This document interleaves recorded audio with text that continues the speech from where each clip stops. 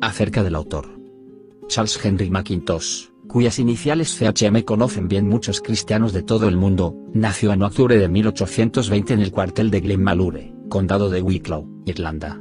Su padre era capitán del regimiento de Highlanders y había servido durante la insurrección en Irlanda. Su madre era la hija de Lady Weldon y provenía de una antigua familia irlandesa. A la edad de 18 años el joven experimentó un despertar espiritual por medio de las cartas que su hermana le escribió después de su conversión.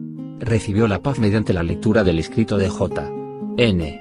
Darby, Poder del Espíritu Santo. Especialmente le fueron de ayuda las palabras según las cuales lo que da la paz es la obra de Cristo por nosotros y no en nosotros. Cuando joven, ya creyente, aceptó un empleo en un comercio de Limerick. Leía mucho la palabra de Dios y siguió con fervor varios estudios. En 1844 abrió una escuela en Westport y con gran celo se dedicó a la educación.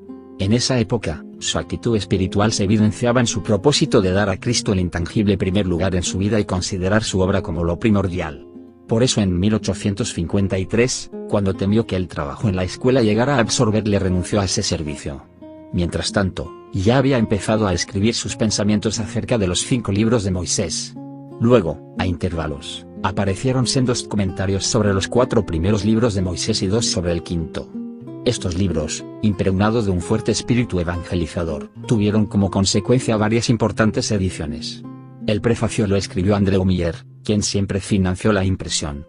Con razón dice de estas meditaciones, la completa perversión del ser humano a causa del pecado y la perfecta salvación de Dios en Cristo son presentadas detallada, clara y a menudo muy acertadamente. Como comentarista, CHM tenía un estilo fácilmente comprensible. Sabía presentar vigorosamente sus opiniones. En un primer momento, algunas de sus interpretaciones pueden parecerles singulares a muchos creyentes, pero, en cuanto a la fidelidad a la palabra de Dios y a la confianza en Cristo, siempre vuelven a ser de gran ayuda. Después que hubo renunciado a su trabajo docente, CHM fue a Dublín, donde empezó a predicar públicamente. Durante muchos años evangelizó y defendió el Evangelio y la verdad cristiana, y Dios bendijo claramente su servicio. En 1859 y 1860, cuando el despertar se extendió por Irlanda, Mackintosh se mostró muy activo y los primeros tomos de la revista Things New and Old, Cosas Nuevas y Cosas Viejas, dan testimonio de su actividad. CHM era un hombre de fe a quien siempre le agradaba testificar que, si bien a menudo Dios le había sometido a pruebas, nunca le había dejado faltar nada mientras estuvo al servicio del Evangelio, y carecía de ingresos provenientes de un trabajo material. Pasó los últimos 4 años de su vida en Cheltenham, donde prosiguió su servicio por escrito, cuando tuvo que renunciar a su trabajo de evangelización oral a causa de su avanzada edad. No es difícil apreciar la influencia de sus escritos. Del mundo entero le llegaban cartas con expresiones de agradecimiento y reconocimiento por sus explicaciones de los 5 libros de Moisés. Sus escritos misceláneos aparecieron en 6 tomos, como así también sus pensamientos sobre los 5 libros de Moisés.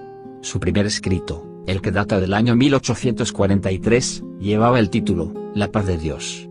En 1896, pocos meses antes de fallecer, envió a su editor un manuscrito con el título, El Dios de Paz. Nuestro hermano durmió en el Señor el 2 de noviembre de 1896. Prefacio.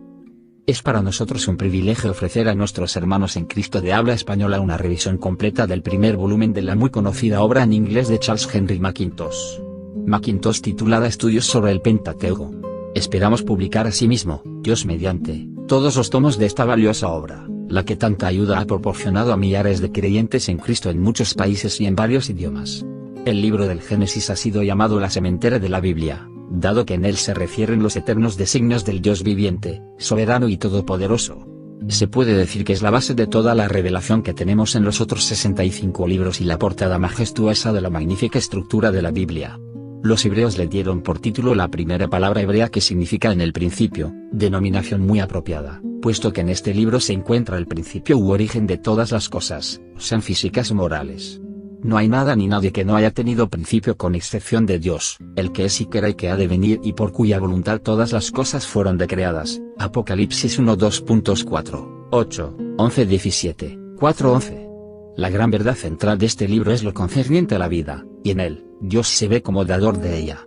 Después de la historia de la creación, descrita en los capítulos 1 y 2, hay una serie de 7 biografías que presentan gráfica y detalladamente un perfecto cuadro de la vida divina en el alma, desde su principio casi imperceptible, y a lo largo de todo su desarrollo. En Adán, caído y pecador, se ve el principio de esta vida espiritual. Luego, en los capítulos 4 y 5, tenemos la historia de las dos simientes que se oponen recíprocamente, una historia que tiene su contraparte en cada alma regenerada, en la cual el deseo de la carne es contra el espíritu, y el del espíritu es contra la carne, y estos se oponen entre sí. Gálatas 5:17. Luego, en los capítulos 6 a 11, vemos el pasaje de Noé por el juicio del diluvio, en el cual el mundo de entonces pereció anegado en agua, 2 Pedro 3:6, hasta su participación en una nueva escena, en la cual ofreció holocausto en el altar, y percibió Jehová olor grato, Génesis 8:20-21, figura de la posición en la que está el creyente en Cristo, a saber, en Cristo, es nueva creación, las cosas viejas pasaron, y aquí que han sido hechas nuevas, 2 Corintios 5:17.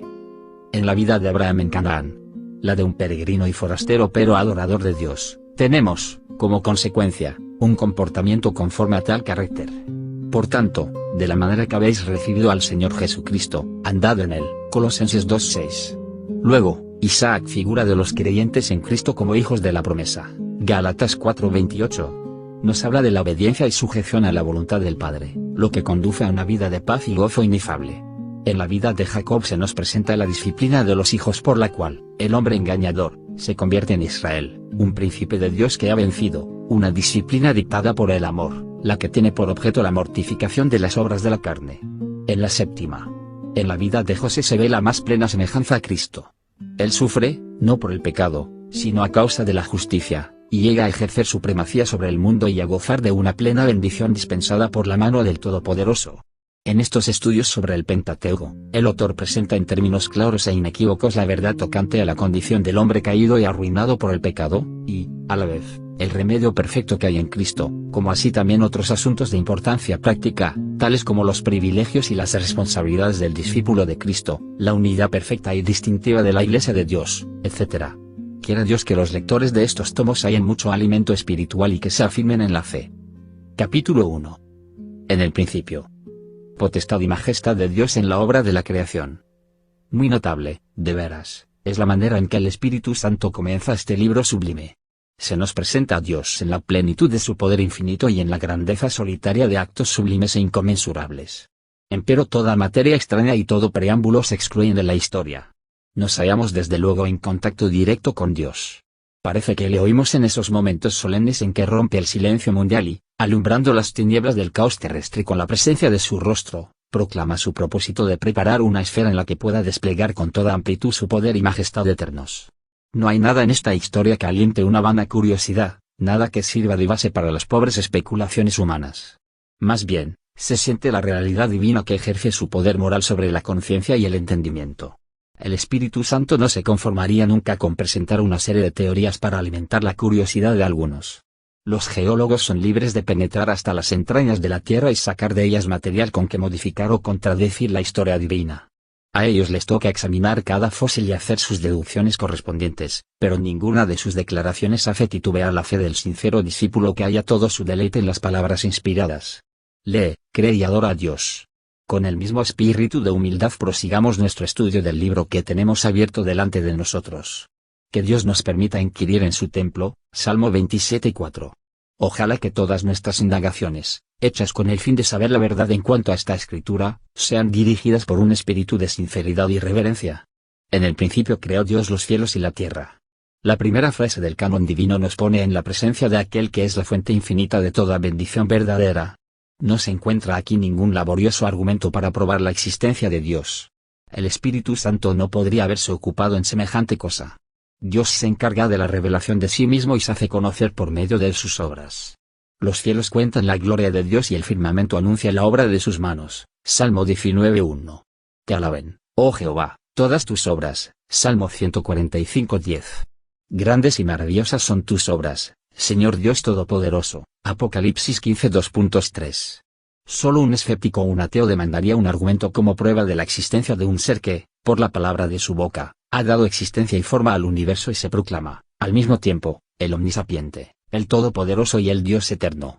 ¿Quién, sino Dios, podría crear las cosas? Levantad en alto vuestros ojos, y mirad quién creó estas cosas. Él saca y cuenta su ejército, a todas llama por sus nombres, ninguna faltará, tal es la grandeza de su fuerza, y el poder de su dominio. Isaías 40:26.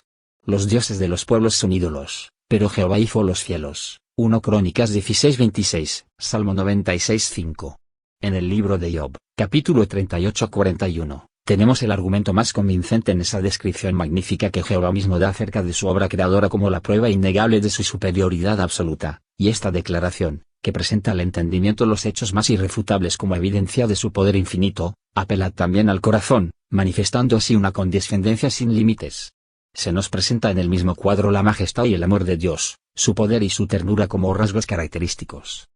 Las tinieblas y la luz. Y la tierra estaba desordenada y vacía, y las tinieblas estaban sobre la faz del abismo. Esa era una situación en la que solo Dios podía obrar. El hombre, con su arrogancia de corazón, se ha mostrado capaz de interpelar a Dios, con respecto a otros actos de aún más alta significación que la de este, pero en la presente escena no tuvo parte, porque él, como todo lo demás, era uno de los objetos del poder creativo. Dios, mirando desde su eterna morada de luz hacia el inmenso caos informe, pudo ver en él la esfera en la que sus elevados planes y maravillosos designios habían de ser desarrollados y tener cumplimiento, el lugar donde su eterno Hijo había de vivir, trabajar y derramar su sangre hasta la muerte, a fin de desplegar ante la vista de un universo atónito las gloriosas perfecciones de su deidad. Todo era oscuridad y caos ahí, pero Dios es el Dios de orden y de luz. Dios es luz y no hay ningunas tinieblas en él. 1 Juan 1:5. La oscuridad y la confusión no pueden permanecer en su presencia. El Espíritu de Dios se movía sobre la faz de las aguas. Verso 2. Estuvo contemplando la escena de sus operaciones futuras, una escena negra, por cierto, en la que hubo amplio lugar para la operación de una potencia magna bajo y vivificadora.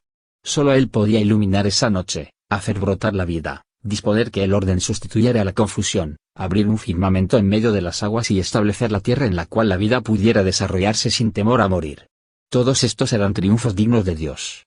Dijo Dios, sea la luz, y fue la luz. Verso 3. Qué sencillo. Y, al mismo tiempo, qué divino. Él dijo y fue hecho, él mandó, y existió. Salmo 33:9. Los incrédulos preguntarán, ¿cómo? ¿Dónde? ¿Cuándo?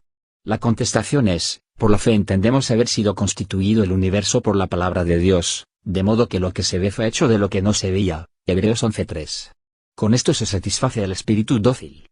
Bien puede la filosofía mofarse de nosotros y acusarnos de la más crasa ignorancia, de una credulidad ciega que conviene solo a los tiempos semibárbaros y que no puede ser digna de los hombres que viven en esta época de luces. El museo y el telescopio han puesto a nuestra disposición una multitud de hechos de los cuales el escritor sagrado no sabía nada. ¡Ay! ¡Qué sabiduría! ¡Qué erudición! No, más bien decimos, ¡qué necedad!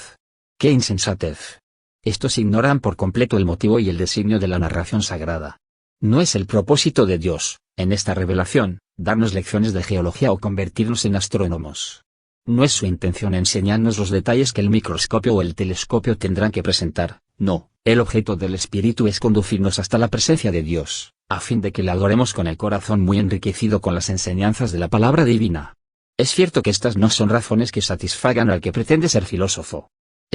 Despreciando lo que llama prejuicios bajos y estrechos del discípulo reverente a la palabra, toma su telescopio y procede a examinar los cielos, o bien cava hasta las entrañas de la tierra en busca de estratos, cristalizaciones y fósiles, a fin de modificar y mejorar, por no decir desmentir, esta narración de la creación. Con todas estas oposiciones de la falsamente llamada ciencia no tenemos nada que ver. 1 Timoteo 6:20. Creemos que todos los descubrimientos verdaderos, ya sean en los cielos, en la tierra o en las aguas, armonizarán con lo que está escrito en la palabra de Dios, y todas las teorías que no armonicen de esta manera tienen que ser rechazadas por todo amante de la escritura. Esta posición es la única que puede dar descanso al creyente en estos días en los que el ambiente se llena de toda clase de teorías y especulaciones, las cuales saben mucho de racionalismo y positivismo ateísta. Es necesario que el corazón esté firme en cuanto a la inspiración plena, eficacia autoritaria del tomo sagrado. Solo así puede uno defenderse contra el racionalismo de Alemania por un lado y la superstición de Roma por el otro. Un profundo conocimiento del texto sagrado y una gran reverencia hacia él, por su inspiración, es lo que más se necesita en los tiempos presentes. Que Dios, en su gracia, aumente más y más el número de los que así piensan y obran. Y vio Dios que la luz era buena, y separó Dios la luz de las tinieblas. Y llamó Dios a la luz día, y a las tinieblas llamó noche. Verso 4-5. Aquí tenemos referencia a dos elementos que se usan en toda la escritura como símbolos de cosas espirituales. La presencia de la luz constituye el día y su ausencia la noche. Lo mismo pasa en la historia del alma. Algunos son hijos de luz mientras que otros son tinieblas. Efesios 5:8. Esta distinción es muy importante y muy solemne. Todos aquellos sobre los cuales ha brillado la luz de la vida, todos los que han recibido, como huésped, al lucero de la mañana, todos los que han recibido la luz del conocimiento de la gloria de Dios en la faz de Jesucristo, 2 de Corintios 4:6, todos estos, quienes quieran que sean y donde quiera que se hallen, pertenecen a esta clase de hijos de luz y hijos del día, 1 Tesalonicenses 5:2.5.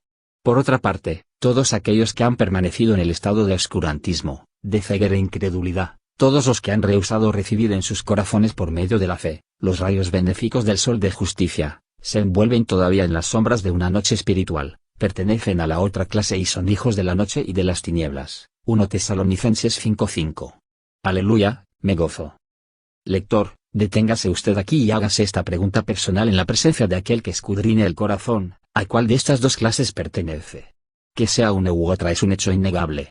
No importa que sea pobre, analfabeto o despreciado, si, por la gracia de Dios, está ligado al Hijo de Dios, quien fue y es la luz del mundo, entonces es usted, en verdad, un hijo del día, destinado a resplandecer, tarde o temprano, en aquella esfera celestial, en aquella región de gloria en la cual el Cordero como ha inmolado. Apocalipsis 5:6. Es, el sol eterno. Apocalipsis 22:1-5. Esta no será obra suya.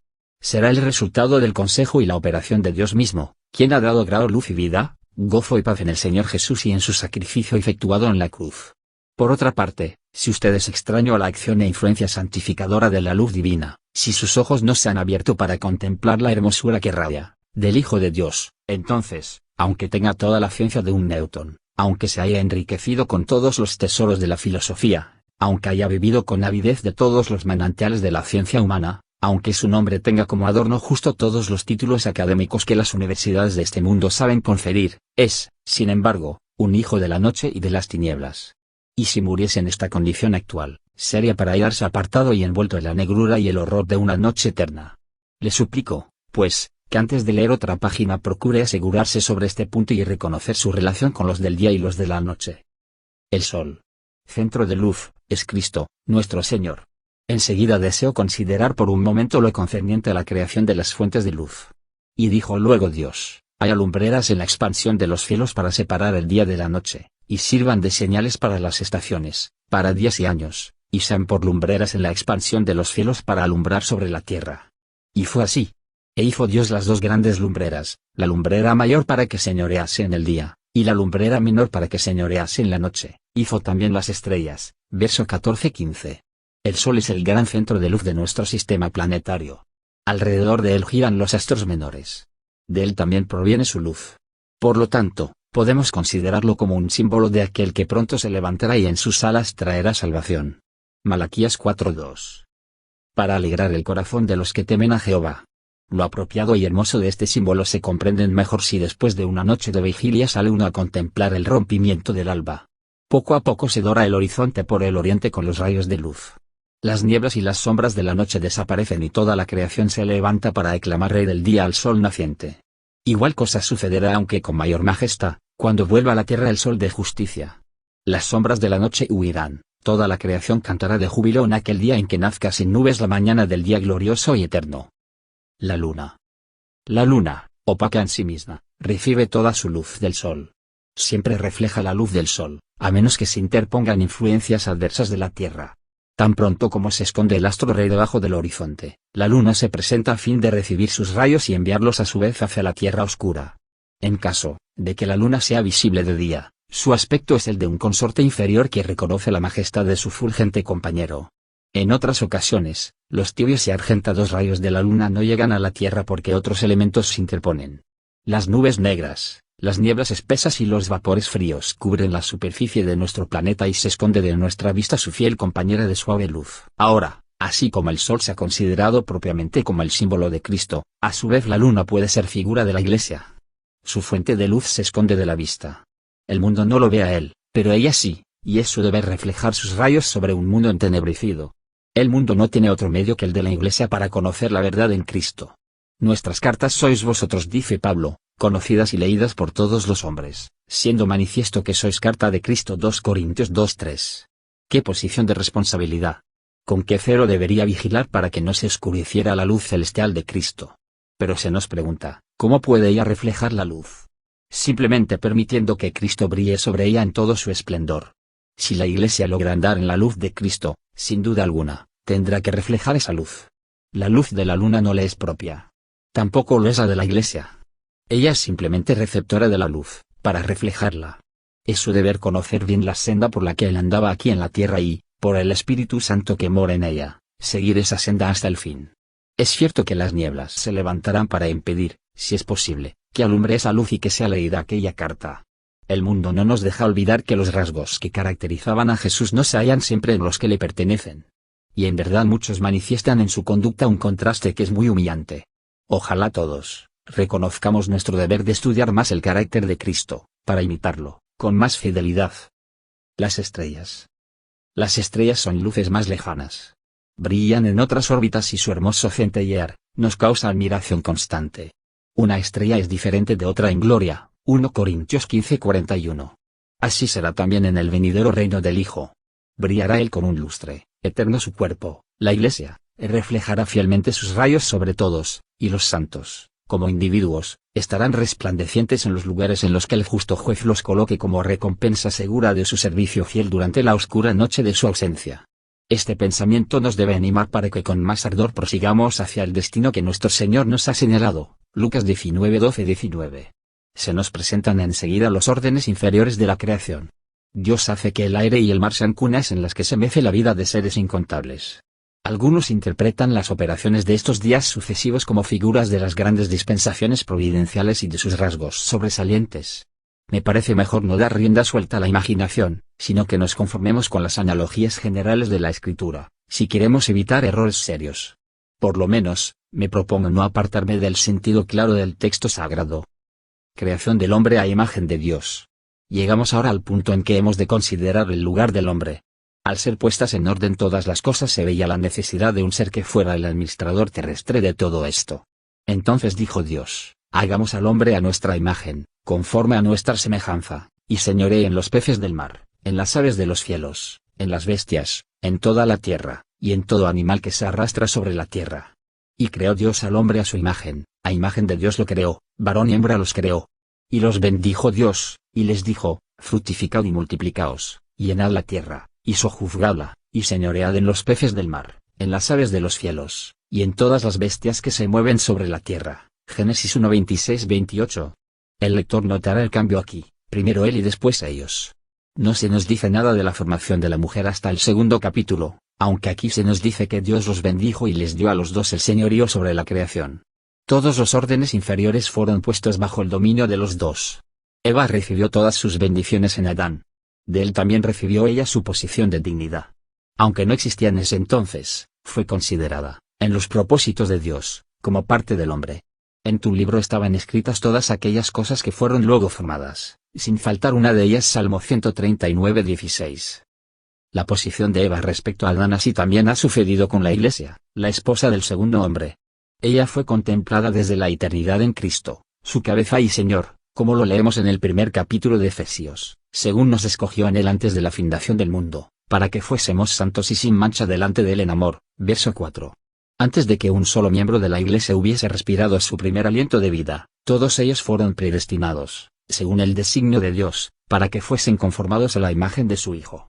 Los consejos de Dios han hecho que la Iglesia sea una necesidad para el complemento del hombre místico. Así la Iglesia es llamada la plenitud de aquel que todo lo llena en todo, Efesios 1:23.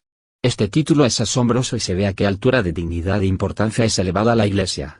Con demasiada frecuencia la redención se considera como una obra que proporciona bienaventuranzas presentes y la seguridad para el futuro solo para beneficio de los individuos. Esta no es la verdadera interpretación del plan de salvación. Es cierto que todo aquello que, por Cristo, pertenece de alguna manera al individuo le es asegurado de la manera más amplia y satisfactoria. Pero esta es la parte menor de la redención.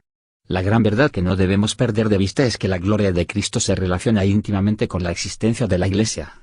Si se me permite, bajo la autoridad de las Escrituras, considerarme como miembro esencial en el cuerpo de la Iglesia y como un elemento necesario en los planes de Cristo, ya no hay lugar para que yo ponga en duda la provisión hecha, para sostenerme en todas mis necesidades.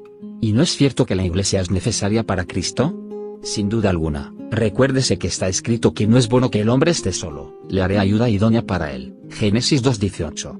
Porque el varón no procede de la mujer, sino la mujer del varón, 1 Corintios 11:8-12. La cuestión ya no es si Dios puede salvar al pobre pecador impotente, no es si puede él borrar sus pecados y recibirle bajo la nueva ley de una justificación divina. Dios ha dicho, no es bueno que el hombre esté solo, verso 18, y, si preparó para el primer hombre una ayuda idónea, mucho menos dejará al segundo hombre sin ayuda.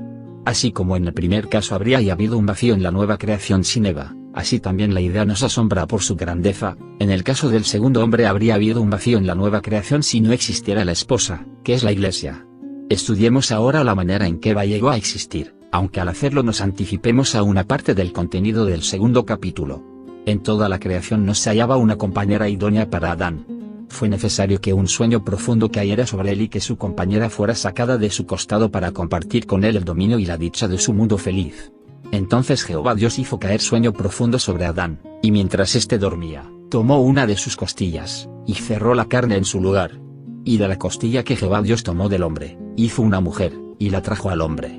Dijo entonces Adán, esto es ahora hueso de mis huesos y carne de mi carne, esta será llamada varona, porque del varón fue tomada. Capítulo 2 21-23.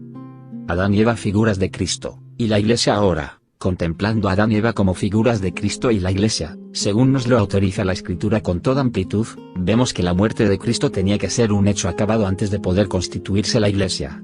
Es cierto que en los propósitos de Dios ella fue contemplada y escogida en Cristo antes de la fundación del mundo. Y empero, no nos olvidemos de que hay una diferencia inmensa entre los propósitos secretos de Dios y su revelación y cumplimiento.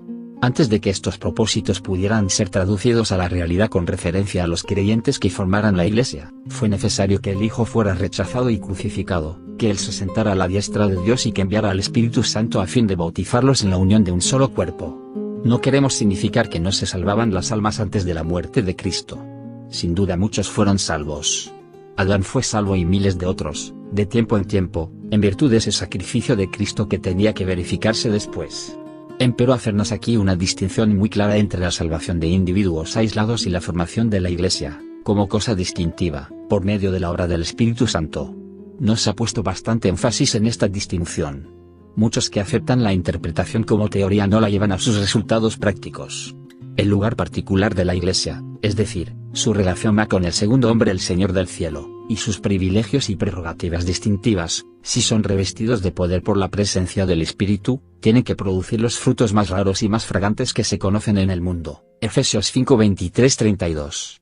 En la figura que tenemos delante se nos presenta una galería de bendiciones que deben pertenecer a la Iglesia, si es en verdad la esposa de Cristo como Eva lo era de Adán. Qué cariño le debía tener, qué intimidad, qué comunión de espíritu. Qué preciosa ha de haber sido para ella su participación en todos sus pensamientos. En toda su dignidad y en toda su gloria ella tenía parte igual. Él señoreaba, no sobre ella, sino con ella sobre toda la creación. Él y ella eran los señores de cuanto existía. Como hemos dicho, la bendición que recibió, se comunicó a ella. Es cierto que el hombre recibió la promesa, pero la mujer fue creada y le fue dada porque él necesitaba una ayuda idónea. Es imposible hallar un tipo más interesante que este. Primeramente el hombre fue formado, luego le fue hecho saber su destino en unión con la mujer, y enseguida ella fue sacada de su costado. Todo esto forma una figura muy significativa e instructiva.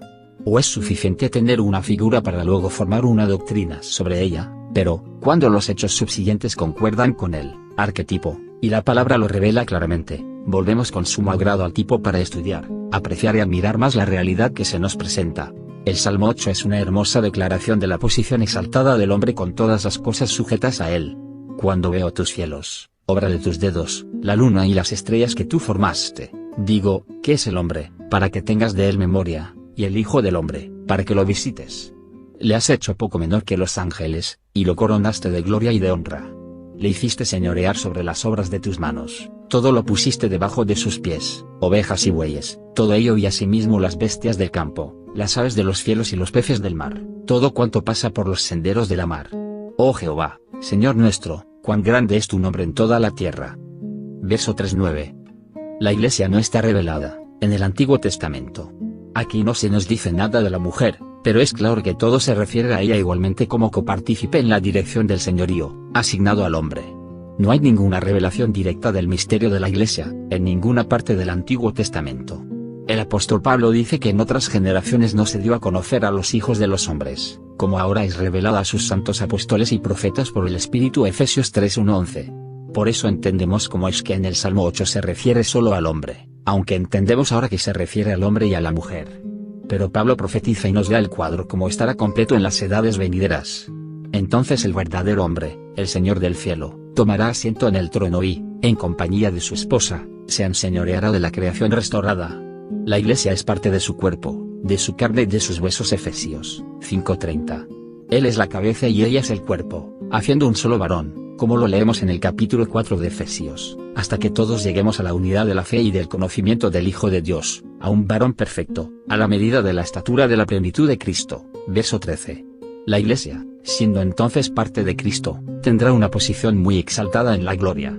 No hubo nadie tan cerca de Adán como Eva, porque ella era parte de él. Así se puede decir de la Iglesia, la que ocupará una posición muy cerca de Cristo en su gloria venidera. Pero esto no es todo. Nos llama la atención no solamente lo que la Iglesia llegará a ser, sino también lo que ella ya es, el actual cuerpo de Cristo en la tierra, siendo Él su cabeza viva. Es el templo en el que Dios ahora tiene su morada. Como debemos ser nosotros. Si esta es la dicha actual y la dignidad futura de la Iglesia, de la cual, por la gracia de Dios, nosotros formarnos parte, entonces nos conviene llevar una vida santa, apartada y elevada en este lugar de nuestra peregrinación. Nuestro ruego al Padre es que el Espíritu Santo nos revele estas cosas con más amplitud y poder, para que podamos comprender mejor la conducta y el carácter que son dignos de la alta posición a la cual hemos sido llamados, alumbrando los ojos de vuestro entendimiento, para que sepáis cuál es la esperanza que Él nos ha llamado, y cuáles las riquezas de la gloria de su herencia en los santos, y cuál la supereminente grandeza de su poder para con nosotros los que creemos, según la operación del poder de su fuerza, la cual operó en Cristo, resucitándole de los muertos, y sentándole a su diestra en los lugares celestiales, sobre todo principado y autoridad y poder y señorío, y sobre todo nombre que se nombra, no solo en este siglo, sino también en el venidero, y sometió todas las cosas bajo sus pies, y lo dio por cabeza sobre todas las cosas a la Iglesia, la cual es su cuerpo, la plenitud de aquel que todo lo llena en todo. Efesios 1:18-23. Amén.